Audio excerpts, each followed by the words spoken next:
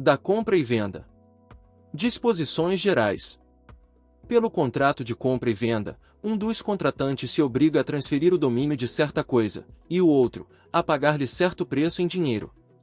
A compra e venda, quando pura, considerar-se-á obrigatória e perfeita, desde que as partes acordarem no objeto e no preço. A compra e venda pode ter por objeto coisa atual ou futura. Neste caso, ficará sem efeito o contrato se esta não vier a existir, salvo se a intenção das partes era de concluir contrato aleatório. Se a venda se realizar à vista de amostras, protótipos ou modelos, entender-se-á que o vendedor assegura ter a coisa as qualidades que a elas correspondem. Prevalece a amostra, o protótipo ou modelo, se houver contradição ou diferença com a maneira pela qual se descreveu a coisa no contrato. A fixação do preço pode ser deixada ao arbítrio de terceiro, que os contratantes logo designarem ou prometerem designar. Se o terceiro não aceitar a incumbência, ficará sem efeito o contrato, salvo quando acordarem os contratantes designar outra pessoa.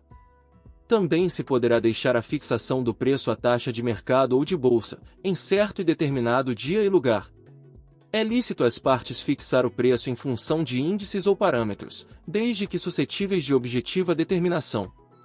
Convencionada a venda sem fixação de preço ou de critérios para sua determinação, se não houver tabelamento oficial, entende-se que as partes se sujeitaram ao preço corrente nas vendas habituais do vendedor.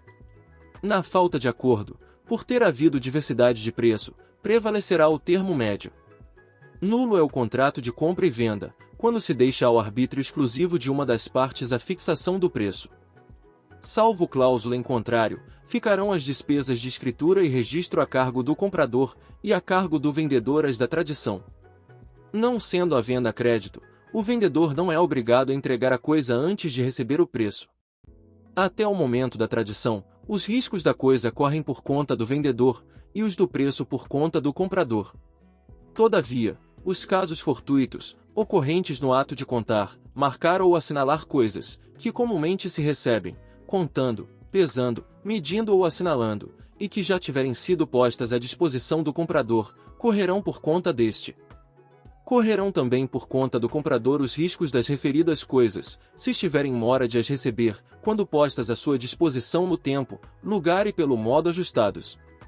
A tradição da coisa vendida, na falta de estipulação expressa, dar-se-á no lugar onde ela se encontrava, ao tempo da venda. Se a coisa for expedida para lugar diverso, por ordem do comprador, por sua conta correrão os riscos, uma vez entregue a quem haja de transportá-la, salvo-se das instruções dele se afastar o vendedor.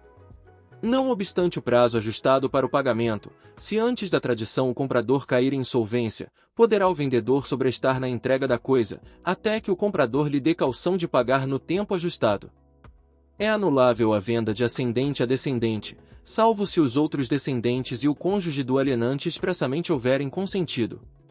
Em ambos os casos, dispensa-se o consentimento do cônjuge se o regime de bens for o da separação obrigatória. Sob pena de nulidade, não podem ser comprados, ainda que em asta pública. E, pelos tutores, curadores, testamenteiros e administradores, os bens confiados à sua guarda ou administração.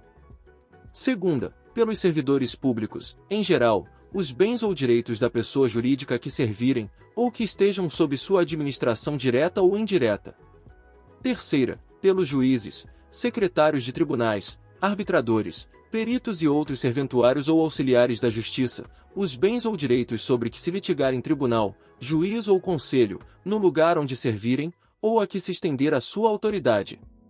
Quarta, pelos leiloeiros e seus prepostos, os bens de cuja venda estejam encarregados.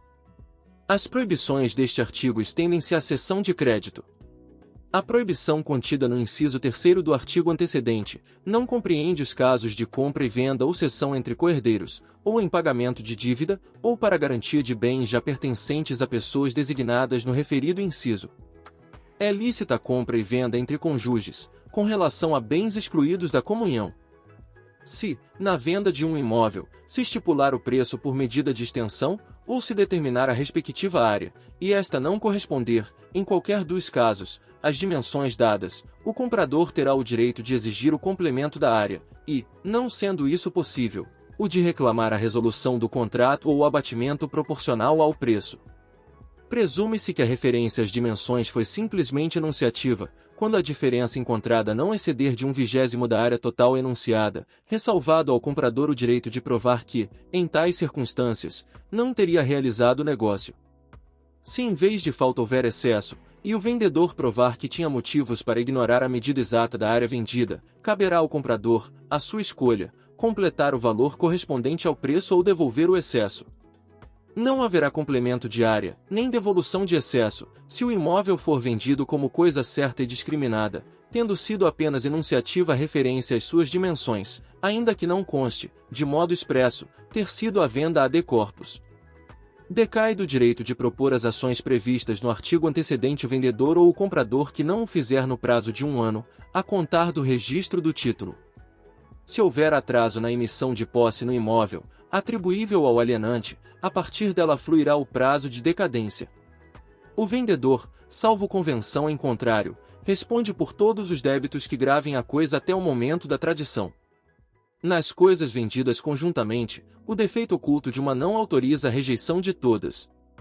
Não pode um condômino em coisa indivisível vender a sua parte a estranhos, se outro consorte a quiser, tanto por tanto. O condômino, a quem não se der conhecimento da venda, poderá, depositando o preço, haver para si a parte vendida a estranhos, se o requerer no prazo de 180 dias, sob pena de decadência. Sendo muitos os condôminos, preferirá o que tiver benfeitorias de maior valor, na falta de benfeitorias, o de quinhão maior. Se as partes forem iguais, haverão a parte vendida os comproprietários, que a quiserem, depositando previamente o preço.